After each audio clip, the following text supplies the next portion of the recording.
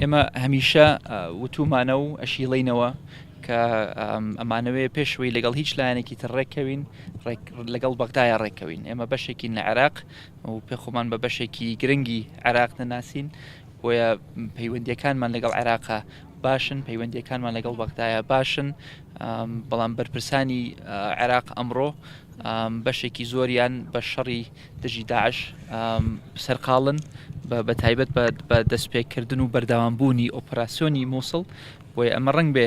تەسیرێکی هەبوو بێ لەسەر گەرمی ئەو پەیوەندی بینی هەرێم و بەغا لەسەر ئەو بابەتانەی کە پەیوەندیان بە شەڕی دژی تێرۆرەوە نییە بەڵام ئێمە هەمیشە ئامادەبوونی خۆمانمان دەربڕێەوە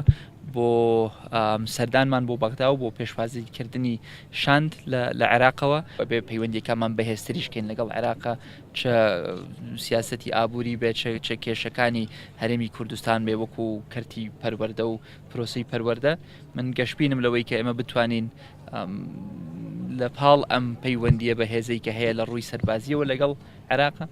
پەیوەندیە سیاسی و ئابووری و هونەریەکانیشمان لەگەڵ عێراقە بەهێزکەین